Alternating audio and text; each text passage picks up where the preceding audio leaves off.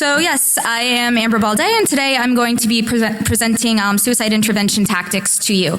So I'm just going to give a quick intro on how I ended up here talking at DEFCON about something which involves neither APT nor hacking cars, and then we will dive right into the material. Okay. So first off, I would like to present some cognitive dissonance for you. My main goal here is this won't be depressing. So trigger warning, this is a frank discussion of suicide and mental health, and that may be depressing for you. If you feel ever uncomfortable in any way, I know that there are people in the room that have been affected by suicide directly in their families or have made attempts themselves or are friends in some way. If you feel uncomfortable, feel free to get up and take a breather outside. We won't judge you at all. So I will also be speaking a lot in generalities and commonalities, and that is in no way meant to say this is how it is for everybody. So your experience may vary. If you'd like to have an individual kind of chat about anything, we'll be able to do that after the fact. So today, what we're going to go over is these things here. We have a risk analysis framework, which is how to build a profile for a person. How to identify clues and warning signs, which is catching red flags that might indicate some sort of brewing crisis. How to perform situational threat assessment. So this is how to ask questions that actually help you determine how to make an appropriate response. So if something is low risk, you would probably want to tackle it differently than someone who's in an acute crisis that you need to get immediately to some sort of clinical setting. And then we'll also cover some volunteer and first responder theory. This is really where my training comes from, which I'll tell you about in a second. But the main point there is I'm doing that because we're the type of people that like information overload and want to know how the real people do it. So I will show you lots and lots of details on that, but none of that is required to actually run a successful intervention. There's very few things that are needed to talk someone down if you need to, but also just to listen to them or to recognize risk factors out in our community. So this isn't the kind of talk where you need to go and do 5 years of theory or research so that you can actually implement it. Although there is that much research in suicidology behind it, the goal is to make it as transparent and usable immediately for you as possible. So also we'll cover how to talk to another human being. This is an important topic for the DEFCON audience. Active listening, which is difficult. Question phrasing, building trust, etc. So hopefully we'll pick something up there. So who am I and why am I standing here? All right, I work in investment banking technology, so this is not what I do full time. Some of what I do involves InfoSec implementation. It's certainly nothing you want to hear me stand on a stage and talk about for 45 minutes. I also work with Girls Who Code. I teach their tech ethics and privacy curriculum. But my training here that's relevant is from the QPR Institute. QPR stands for Question, Persuade, Refer, and that's the methodology that they teach all of their responders. They have a bunch of different training courses. And I got involved with them by doing online crisis response, which is the same thing as if you were to say, call the National Crisis Hotline, those numbers you see posted everywhere, but we do it online. So it's over IM. And I was attracted to that because I grew up on IRC, and I'm the kind of person who would never pick up a phone and talk to another human being when I'm in a crisis. But I have no problem pouring my heart out to anonymous people on the internet. So it seemed like, when we have a special skill set almost that technically, we're more used to reading the cadence of an IM or something that's written down that maybe other people don't even have. So we might be even stronger responders than some other people. So that's why I got involved. But I ended up becoming a little disillusioned with it because it turned out that I wanted to serve this community. Not exclusively, but it is really where I feel my strength lies in being able to understand and talk to people. And it turns out now that everyone has the internet. So they're all on IM. And the people that contact the crisis centers really aren't from the internet or from Reddit or anything. They're just regular people. So I decided that the better idea was to take this skill set and bring it directly to you guys so that we can, touch everyone in that way. I want to touch everyone. No, in that sort of way. Woo! If we can get everybody here to learn 3 or 4 basic steps that they can then tell somebody, it's actually really easy to teach people how to do this. And it's the kind of thing you can even do at a bar, and people find suicide fascinating. It's kind of like that kind of morbid desire to learn about a societal taboo. So it's actually really easy knowledge to pass on. So I can't give you the official there, but since normally we teach advanced theory, the basic course is 60 minutes, and I only have 45, so I had to make up a title for DEFCON. So if you want your CISSP certification afterward, I'll try to get that for you. So here's a couple people I just wanted to front load my thank you in here. Every time I freaked out that this didn't belong here because I'm not dropping O days, they told me to shut up and do it. So thank you to them, and a lot of them are here. So how I got here, this is the most depressing slide in the entire presentation, so I have a unicorn chaser for you preemptively. There were two suicides in my family growing up that affected me directly, and I really come from a family of brilliant artists and academics and engineers, and it turns out these people are prone to depression, alcoholism, bipolarism, and suicide. When my mother then, several years later, was diagnosed with cancer, I became mortified that she was going to follow the same path. So I kind of took the nerd out and I decided to learn everything I possibly could about it. And that's how I ended up volunteering and why I'm here. And she's fine now, by the way. But, yay, thanks, Mom. But right around the time that I was doing this and kind of publicizing it, the Aaron Schwartz situation happened in January. I'm sure if you were here from the previous track, we're all, I'm sure, aware of Aaron's suicide earlier this year. And what surprised me was that after Aaron's death, there were several people in the community who actually reached out to me and said that they were worried about their friends and that they didn't know what to do, they didn't know how to talk to them, and they wanted resources from me. And this rose a ton of red flags for me because contagion is a very well-known, it's a very well-known effect in the suicide community when someone high profile dies. So it's actually based, it's called the Werther effect, which is based on a book by Van Gogh, who also wrote Faust, if you've ever read that. It detailed a suicide at a writing desk in Germany, and so many people replicated it that they banned the book.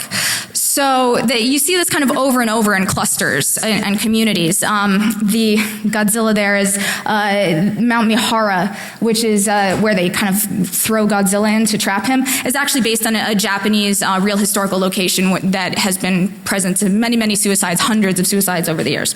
So, and the San Francisco, the Golden Gate Bridge, I'm sure we're all familiar with our cultural attachment to that. So, we're doing it wrong when it comes to preventing suicide contagion in our community. There are responsible journalism standards, which I've kind of taken the liberty of extending to social media, published by the CDC.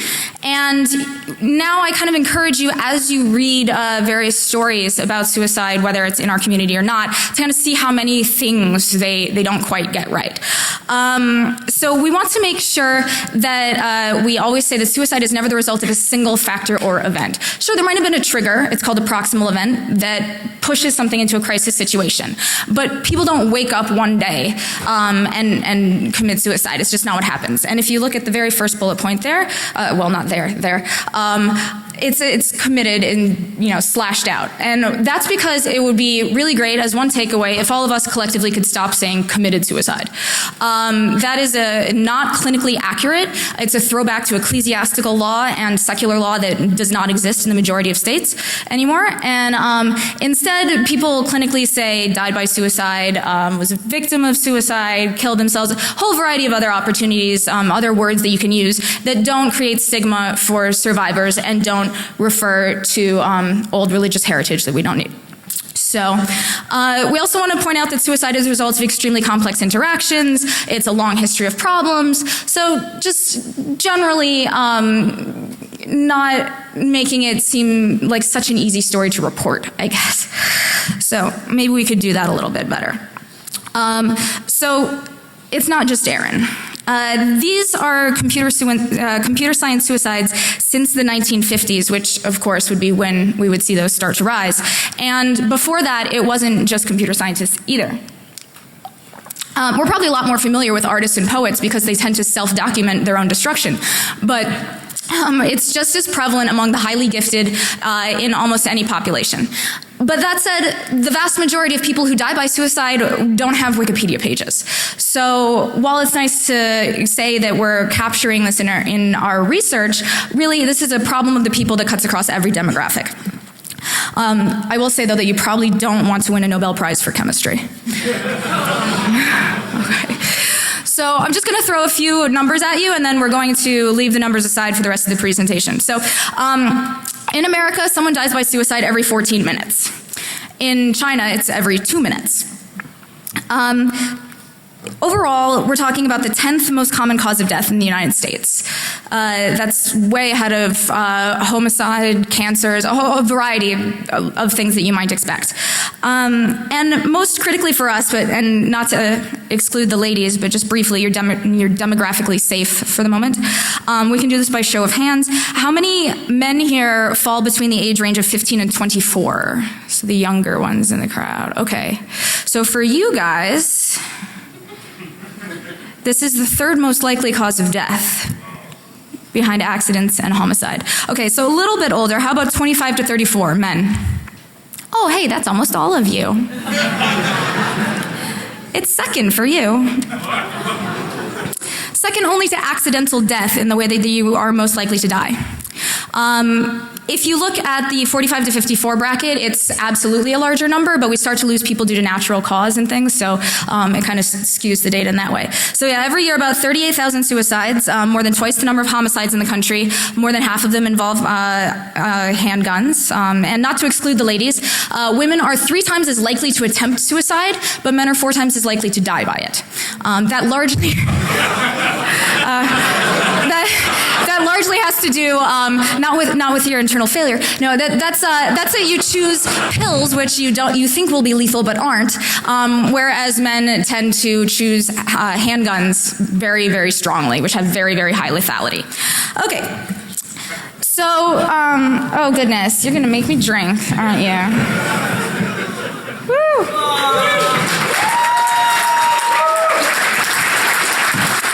All right. May I borrow that microphone for a second? So, you all know the drill. We have a tradition. We've decided to enhance it by bringing up somebody from the audience. But we need somebody who is a new attendee. That's better than usual. I like you. Wait, you have to answer a trivia question. Do you know the Dark Tangent's real name? Excellent, because we don't use real names at DEFCON. Come on up.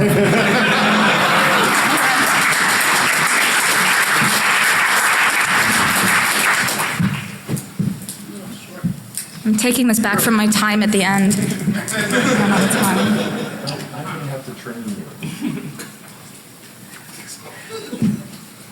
Hurry it up, we're on the clock here, you know. Okay. Okay. All right, she's in a hurry. Quick, drink. Yay!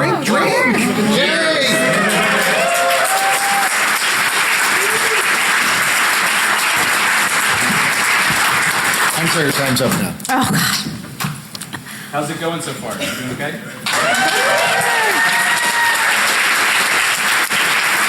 All right. Now let's talk about clinical things. I'm segue independent. Okay, cool. All right, so we're actually going to skip over most of the clinical stuff. I just want to make you aware that this talk isn't about the intricacies of diagnosis, but the correlation is so strong that I would be remiss not to mention the relation to the Axis 1 illnesses here. So overall, I'm sure we're mostly aware the drug and substance abuse at the bottom. I just kind of want to point out that harm reduction is great for other things. It's not great for suicide. Sobriety is very heavily indicated in the cornerstone of a mental health management program here. That's because harm reduction works when your intent is not to die, but then you accidentally die.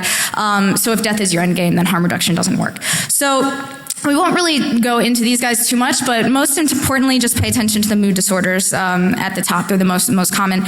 If you look at the general population risk, this kind of outlines the number of times the general population risk, if you are classified within one of these other mental health groups, that your chance or your likelihood of death by suicide increases. So obviously a previous suicide attempt is kind of off the charts, but also depression, manic depression, all of these are heavily indicated. What you might might not see on there, or you see at the bottom, I kind of just added informationally, is all of these other medical illnesses. People tend to think, there's a fallacy that people think that people that are medically ill are more likely to kill themselves. It's really very, very small. It's not really statistically relevant, and autism is not on here at all.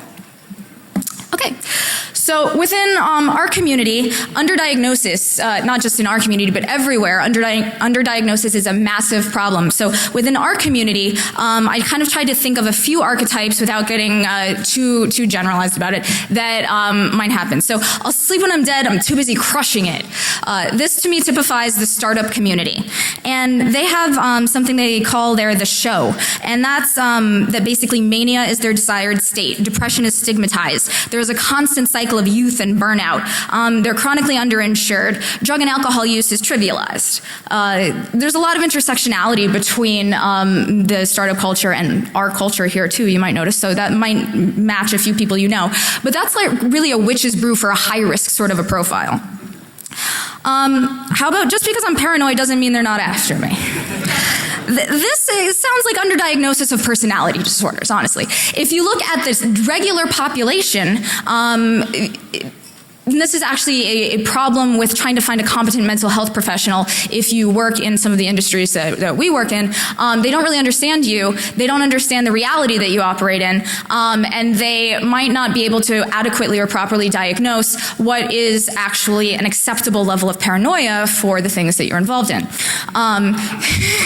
Yeah, you might also be more likely open to legal troubles as well, which can be problems. So if you want to learn more about any of those things, these are some of my favorite books related to these topics that were very helpful. Paul Quinet is the founder of the QPR Institute I mentioned earlier. And if you are a heavily creative type and you want to read more about manic depression in artists and how it's sometimes considered a good thing, Touched by Fire is a good one. So all of this stuff is on the CDs and everywhere. So for us, if we self-diagnose, which we do, and then we think we're PhDs in psychology because we can use the DSM-5 and we go online, and we tend to use these unilateral kind of like we'll post a forum post or we talk to people, but we don't have one-on-one FaceTime. So we want to get away from that. So this is the online intervention that I talked about before. 30% of callers to suicide hotlines hang up. We get a lot higher retention rate with online. It's more anonymous for certain values of anonymity. Mostly they don't track you just by policy and because they really don't know how to do that. It kind of hinders their ability to do statistical analysis afterward. But the efficacy of the online is pretty much equivalent with a hotline. The training is great. They are a very good resource. But like I mentioned earlier, your pairing is luck of the draw. So we're bringing it to you. Now, what's the difference between intervention and what I like to call a friend-tervention, which you're probably much more likely to do. In an intervention setting, it's really not that hard. The person comes to you, you know they're in a crisis, they want to tell you their problems, they assume that you know what to tell them, and then you're done and you can walk away. There's enforced anonymity, actually. You're not allowed to give them your name, you're not allowed to have a follow-on relationship. In a friend-tervention, you might need to initiate, you might be the one that notices there's something wrong, and that could harm your relationship. Your friend sees you as a peer. Maybe they don't get better over time and you start to lose credibility. Really, that's why the ultimate end game is not to become your friend's counselors, unless you want to do that professionally. No, you want to get them the actual help that they need. So we need to get people to go back to really accepting professional help. And it's very hard for our community especially because a lot of us have had really bad experiences in the past with people that didn't understand us or medication that didn't work. And the medication in the last 20 years has gotten a lot better. About 60 to 80% of people who have depression, once you find the right therapy, it will actually help you and your risk dramatically goes down. But you kind of have to trust in that process and then do a lot of work yourself. So we need to keep encouraging people to open up and seek help, but let's start proactively screening and responding to these potential threats. So how are we going to identify risk? There's a few different types of clues that you want to look for. Direct verbal cues. This is relatively obvious. I wish I were dead. If I don't get a boyfriend soon, I am going to throw myself off a bridge. Pretty obvious. often encoded as jokes. So keep your eyes out for that. Indirect, I'm tired of life. My family would be better off without me. Or pretty soon you won't have to worry about me. These ones are big red flags because they're like little testers that people throw out there to see if anyone's actually paying attention to them.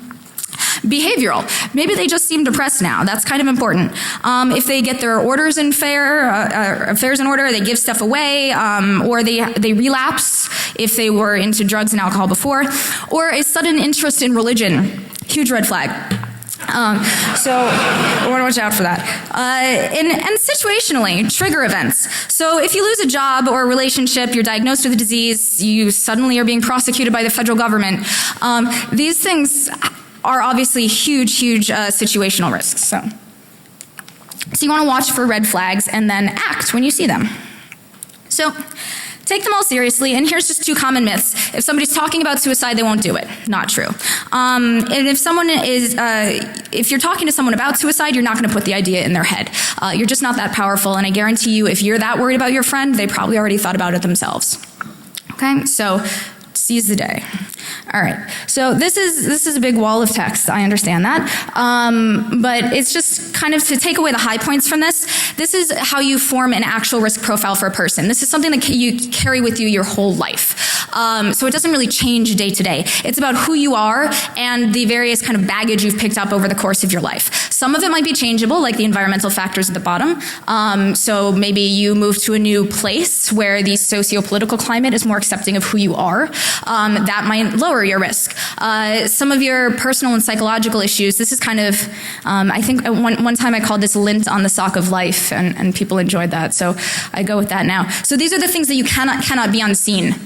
But we just have to learn to try to cope with them. And then biologically, this is stuff that really makes you who you are. So this would be your mental illnesses, those things you carry with you. That's really the foundation of your risk profile. And then you have the proximal risks. So these are the triggers that we were talking about before. This is the stuff that if you are newsworthy enough, they will say is why you killed yourself. So it's a relationship crisis, it's public shame, it's losing money, it's whatever the event is that pushes you over the edge. But what's most important is that it's how important that is to you. It's your perceived level of loss. All losses are real, and one interesting note is that one thing that's not on here is any sort of risk or protective factor is your wealth. Absolutely irrelevant. A relative loss of financial stability is very bad, but having a lot of money does not in any way protect you against suicide risk. So as we move across the way, there's an increasing sense of hopelessness, which is pretty much the one thing we really want to try to combat. We're trying to provide hope and give people a sense of the future. It's the most important thing. And then you have a wall of resistance. These are the protective things that are pushing back, that are telling, that are keeping you safe. Once that's broken through, then you have the wall of death over there. So the resistance, these are the things that are protecting you, are pretty obvious. I mean, these are the things that we say, you know, make us happy. We want to have all of these things. Again, money not on the list. But if you look, there's a few, like the AA sponsor, the sobriety, again, that's as part of a mental health plan that requires those items. But strong relationships, good health, a positive therapeutic relationship with a counselor, it's not rocket science. But you do want to check them off when you're talking to people mentally and know whether or not they're totally isolated or whether they have somebody to talk to. So, oh my God, oh shiz, now what? I just realized that I think my friend might be suicidal. So here's the process. You find a safe place to talk. You want to set aside a little bit of time. Best face-to-face, but it doesn't have to be. You build rapport and trust. That's the talking to a human thing that we mentioned before, so we'll cover that in a second. You're going to ask the suicide question. This is the most critical step, and it's where you actually ask directly someone if they are thinking about, have they considered, are you feeling suicidal? It's very important to ask this as directly as possible. You can kind of round about it in a, have you thought about not waking up kind of stuff. You don't want to get too euphemistic with it. We'll actually cover different ways to ask the question in a second, but this is probably the hardest step and the one that actually saves the most lives. People are just waiting for someone to ask, really. So once you ask the question or you're talking to them, you just shut up and listen for a little bit. And while you're listening, you're assessing the threat level of their current situation based on a framework that we'll present in a second here. And you're doing active listening. So you're responding to what they're saying, you're asking relevant questions, you're leading them a little bit around things that you want to know, but mostly just giving them space to like brain dump. And throughout that kind of organic process, you are determining whether they're a low risk, moderate risk, super high risk, we have to act right now. And then once you've determined which level they are, you'd be able to implement an appropriate response plan. Most importantly, or usually we want to get them into the professional help, like I mentioned before. You don't want to stop with you being the last line of defense. You want to get them somewhere that's going to have follow-on treatment and that they can keep going to beyond you. So, and then you want to follow up. You don't want them to feel abandoned. You want to check in and just let them know that somebody's there and somebody cares. It's often people feel so crushingly alone that just having anybody text them can brighten an entire day and really change their mind. So I usually get asked this question, so I just kind of throw this one in there. What are my reporting obligations legally if I find out a friend is suicidal? Basically none. You don't legally have to do anything unless you're actually getting paid to evaluate their mental state. If you're a teacher, a guidance counselor, a social worker, there's kind of other obligations. You would know about that if it was your job. But in general, as a good Samaritan, if you're acting in good faith, you will be fine. Also, the reverse of this, people often ask, like, let's say there's a breakup and somebody storms out and says, you know, if you don't come back to me or you don't do X, Y, Z or whatever, I will kill myself. And then you don't do it. You don't want to see them again and they actually go through with it. Are you culpable? Are you responsible in some way?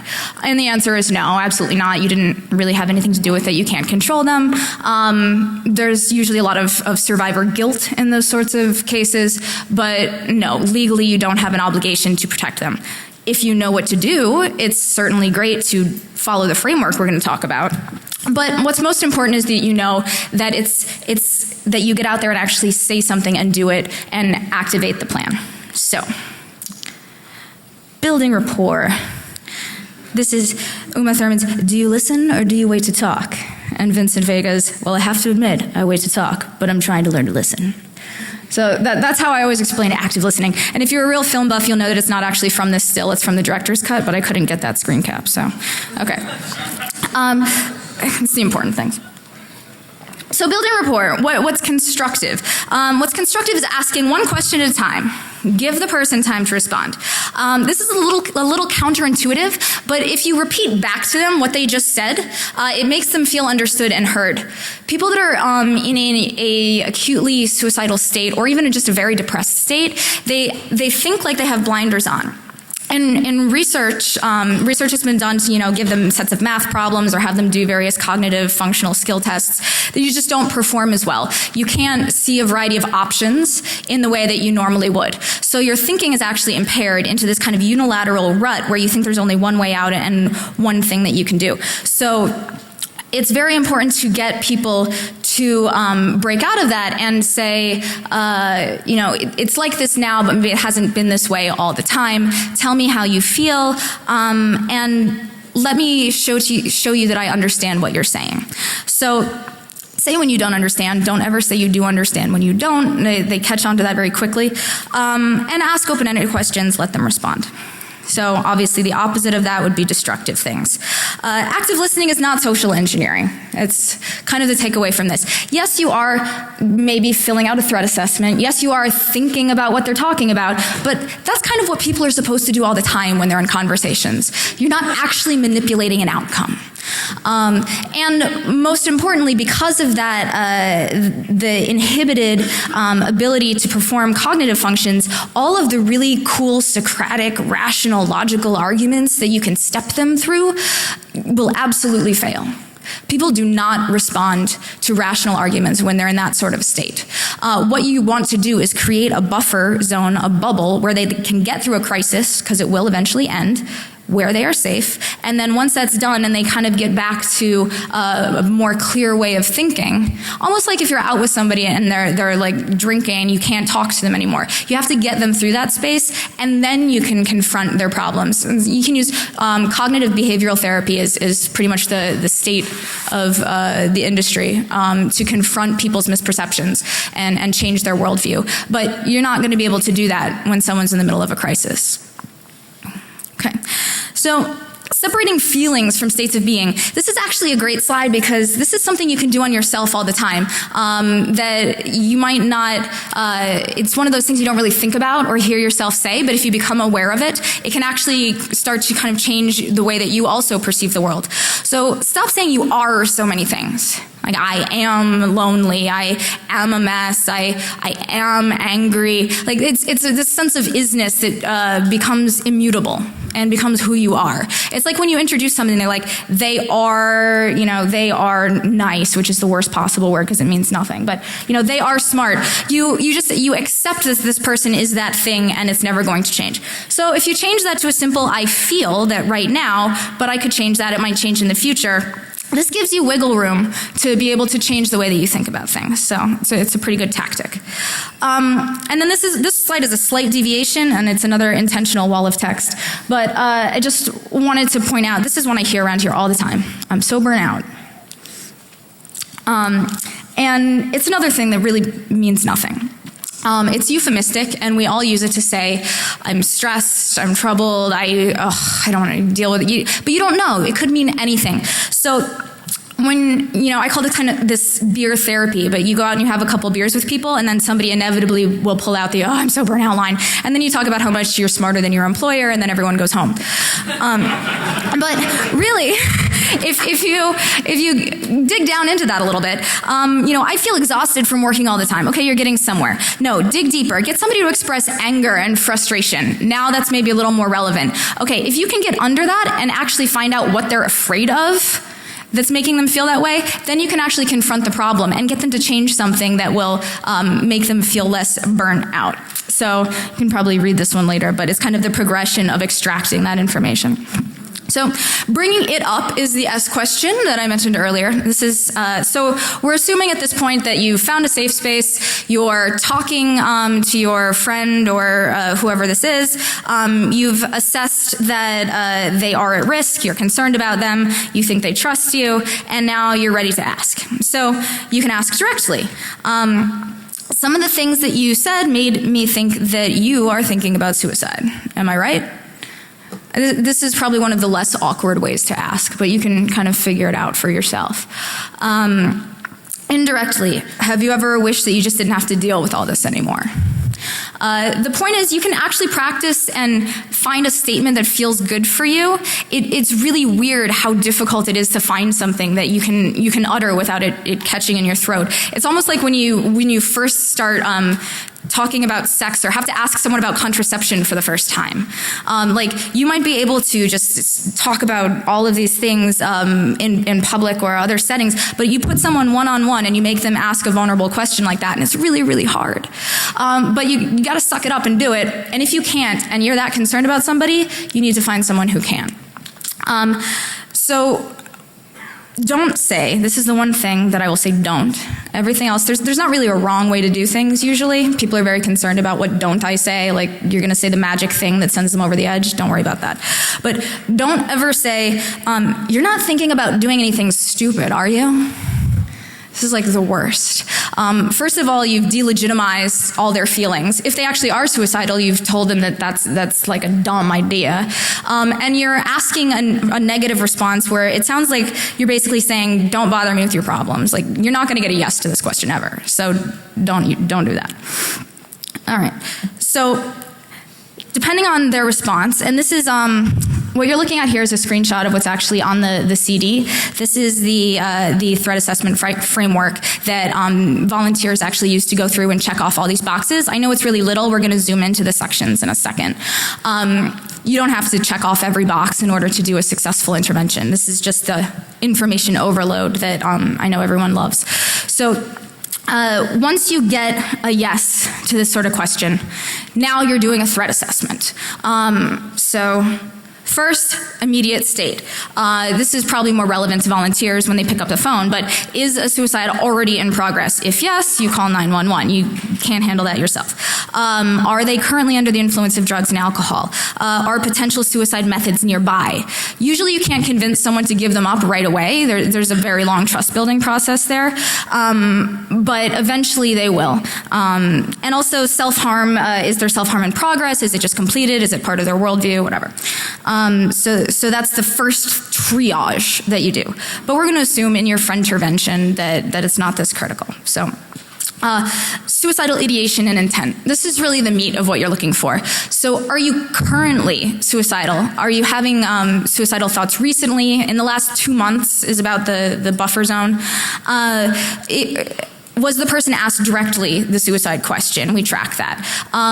So if this current intent exists, do you have a plan? Do you have a method?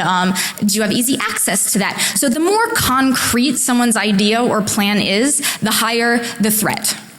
Obviously, if you say, yeah, I'm going to go get my dad's gun, and you have that gun, and you know where ammunition is, and you have all these things in order, that is a very critical situation. If somebody says, yeah, I don't know, I maybe thought about pills, but I probably don't have enough, and I don't really know, but I just don't want to be here, the risk is lowered.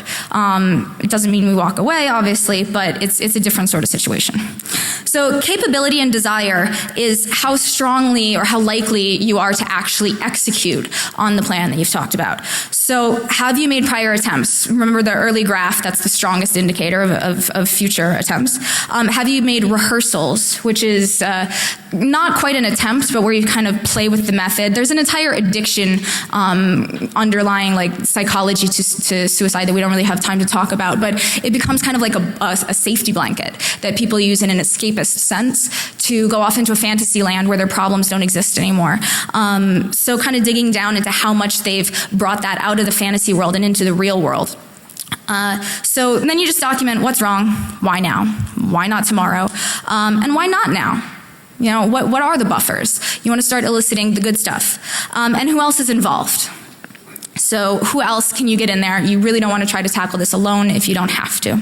So risk indicators, this is your desire, intent, and capability this builds the profile. This is where you find out, is someone feeling hopeless, or are they feeling lonely? Do they feel like a burden to their family? This is the core of the standard archetypes that you'll see. Their intent, again, would be if it's in progress, you've already called 911. And then their capability, this is kind of like a checkbox to some of the questions that we were describing before, but just you kind of learn to kind of speed read, I guess, the various checkboxes and develop a profile or an archetype of various types of people. Obviously all of our lives are individual, but we do fall into different kind of categories, I guess, so. And then your buffers. Internal buffers, always better than external buffers. If you can cope with stress, spiritual beliefs of any sort, it doesn't matter what it is, tend to be a protective factor. If you feel like you have a purpose in life, or if you're planning for the future is a big one. I remember talking to someone, and then it seemed very critical, and then they said, well, God, I guess next year we're just going to have to do it differently, for the planning event. I was like, oh, okay, well, I guess that's pretty far away. So I guess, risk lowered, good. And then external is your supporting relationships, your community bonds, your people connections. We may feel isolated just because we sit alone behind our computer every day, but that doesn't mean that we're not part of a strong community. It doesn't mean we don't have people to talk to, and it doesn't mean that we don't have strong relationships interpersonally and people that are there for us. So. Okay, and then outcomes and next actions. This is the GTD portion of the intervention. So you never walk away from a meeting without having your next actions defined and someone who is responsible. So you want to document that this person was persuaded to accept assistance, who they're going to talk to, any professional referral details, and then make sure that they've made a commitment to safety. So a commitment to safety is really critical if you're going to let someone out of your sight. This is where the person agrees to not self-harm, to not use drugs and alcohol, and to not kill themselves until you're getting help and until you've had more time to adjudicate their situation. It's basically a safety bubble that they're agreeing to. And it's critical because we just can't keep them safe. People are incredibly determined, and we cannot change their minds and we cannot protect them entirely all the time. There are people in locked psych wards that find incredibly creative and bizarre ways to kill themselves when they are determined to do so. So it's best not to try to lock them down. It's best to try to get that internally. And sometimes it takes quite a while. So here's the threat assessment. Okay, so at this point, we've walked through all of the risk profiling. You've got a good idea of what's going on with the current situation, the current crisis, and you're ready to make a call. Is it high risk, moderate risk, low risk? What's most important from this slide, again, it's kind of a lot of text on this one, but this is also on the slide deck that's published, so you can kind of use it. But generally, the people that you will encounter are not going to be high risk. They probably won't even be moderate risk. When you do a friend intervention, it will feel incredibly critical to you, and people will feel very life and death. But when you actually fill out that rubric or that form, and that's why it's great to have these clinical assessment tools, you'll see that maybe what seems like an ungodly life and death really isn't a plan that's been made. Maybe it really is just more of a kind of nebulous idea they're having. So you're most likely statistically to end up in a low-risk situation. So in that case, you want to get somebody safe, you want to get them a referral, and then you can move on from there.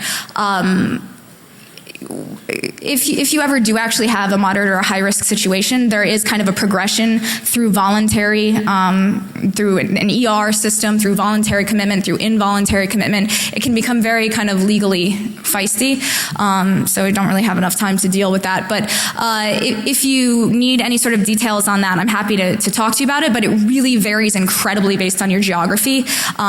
So it could be anything, honestly. Some states have great systems, most of them do not. So you've persuaded the person in crisis to accept your help in getting better help. You've established a commitment to safety. You've got a safe space where they can ride it out for the next few hours. And now you're going to make a follow-up plan. So you want to enlist other people. Keep them around. You want to keep the person that's in crisis from being alone. You want to get them online resources or reading material for the future maybe. But most importantly, you want to get them towards professional care. And also, you can move towards building a crisis plan with them. So this is kind of towards the end here. This is something a lot of people haven't seen before, and that's really kind of disappointing because it's really a critical part of any mental health strategy. And it's something you can build for yourself. So a crisis plan is something that you make proactively when you're not in a crisis. You identify your personal triggers, your warning signs, stuff that tells you personally that a crisis might be developing. Your goal is to start outsmarting your own brain and recognizing when your brain is telling you that it needs to go into crisis mode and just telling it to stop. It's actually very effective, and one of the books that I pointed out earlier on the slide with all the covers is called How I Stayed Alive When My Brain Was Trying to Kill Me, and it's a story of a woman and her multiple attempts, and she finally implemented this crisis plan. She said she had printed out copies, had them all over her house, on her fridge and her wallet, had given them to her friends that were on the to-call list, and just inundated herself with this, and refused to do anything but follow these action steps. And that was what finally got her to be able to de-escalate herself rather than constantly having to refer on crisis services. So there's an example that's kind of filled out. I don't know if you can read it from here, but that's kind of what it looks like. And then there's a blank template that you can fill out on the CD. So the crisis plan is really critical for ongoing maintenance and for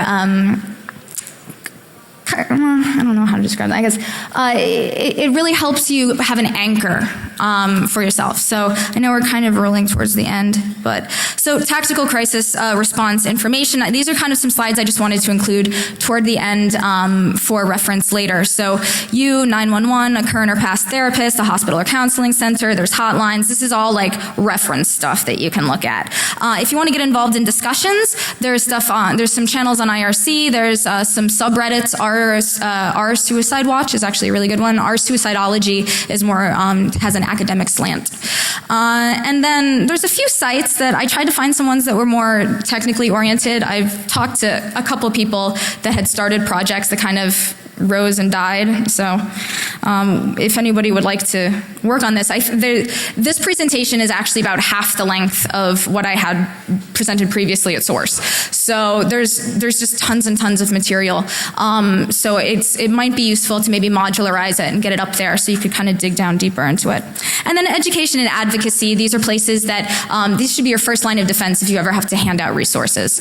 Most of these organizations started in the 70s. It's a very, very kind of nascent area of study, surprisingly. But, I mean, I guess that's due to our cultural things. And then these are references about all the other stuff that's in here. And I have questions. So thank you. Before that, I want to thank everybody. Wait, before you go. Okay, clap, fine. Thank you. So I just want to thank everybody for taking the time to come learn about this, and I hope that you actually feel like you got some actionable knowledge and can outline these steps, and that you walk out if you're not depressed but hopeful about the change that we can make for each other. So I'll do Q&A. I mean, I didn't see anybody hold any things up, but I can do Q&A in here if we have time, or outside. Does anybody have like a counter? Did they actually give me extra time for this? Because I'm running a counter right here. I'm not just making this up. Okay, so does anybody have any questions or anything they want to ask? Yeah, go ahead. Odd, almost ethical sort of question. I'll skip over the details, but a friend of mine, her life, from a very objective standpoint, sucks. Mm-hmm. She's got chronic mental illness, cannot hold a job because of it. She's sort of skating the edge of homelessness, this sort of thing. Your question is how do I feel about rational suicide? That is your question? Yes. Okay. That is one of the slides that was removed from the 90 portions. There was a whole things we can talk about at happy hour. Right to die stuff, rational suicide, there is absolutely a case for that. It falls into a very different category than the things that you see here. Generally, the tenets of a rational suicide plan involve terminal illness, support from your friends and family, premeditation, and a general comfort that everyone feels about the decision. And in that case, I mean, personally, I'm not against that at all. But it's very different than people who say, I have free will and I should have the right to decide this for myself. That may be the case, but as we talked about before, your brain is not functioning in the same way that it would normally. And like I mentioned at the beginning about the number of attempts to completions, there's 15 attempts for every completion. That doesn't mean that every person attempts 14 times and then completes. No, it's the vast majority of people attempt once, do not complete suicide, and never try it again, and are incredibly glad about that. If those people were to have, through pure chance, had a different outcome, we never know whether or not people actually are satisfied with that. And that's the problem with calling things successful and failed. And also, you're never going to have a successful attempt. You only have failed attempts. So it doesn't really work. And that tends to also alienate other survivors. So we should also try to get rid of the success, fail, committed. Yeah, there's a mic thing. Yeah, sorry, Aaron. It's a meritocracy. Okay, yeah. So I have a couple family members that have had attempts or have talked about feeling suicidal, and they have some professional help, but I feel kind of helpless as to how to support them as a family member besides being encouraging, and also what to do when they both like to talk a lot, so it's hard for me to balance. How do I know when how to support them when most of the time they just, regardless of how they're feeling, they just want to talk and talk and talk. Yeah, that's kind of like the emotional exhaustion with the intervention that I was pointing out. The difference with having being a real counselor is you have office hours and you can set when you can and cannot speak with people, which you can't do with your family, even when they're not suicidal. But I would say that the crisis plan is the best way to start enforcing that, because if you're a step on the crisis plan, you want to hope that all of the other steps have been completed before that point. So did you already, go walk your dog? Did you already journal today? Starting to take back part of your time and enforcing that your time is valuable there.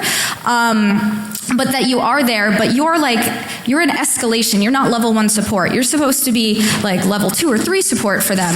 And you want to make sure that they're doing the other things first, which isn't always easy to enforce, but if you make it seem like you're working with them, and that way when they call that it's valuable, they're more likely to work with you.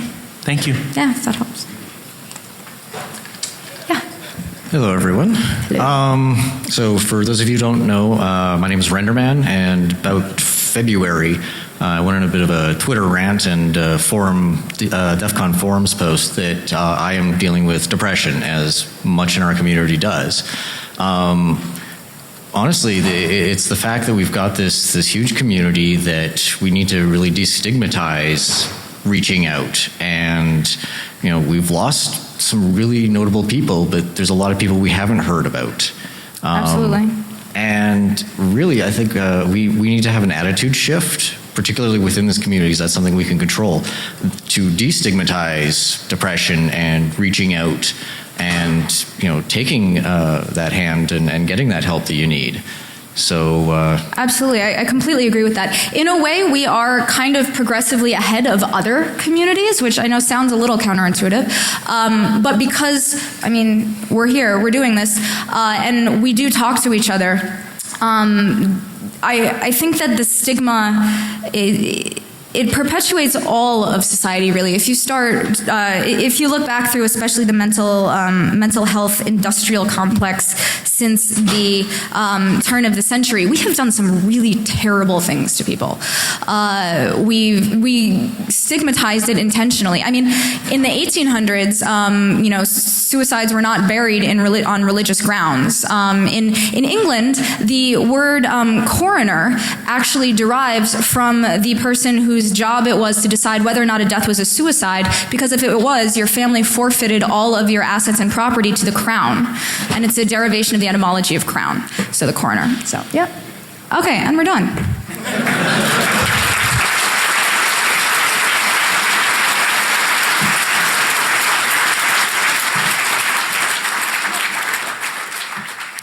I'll go back there if anybody wants to talk.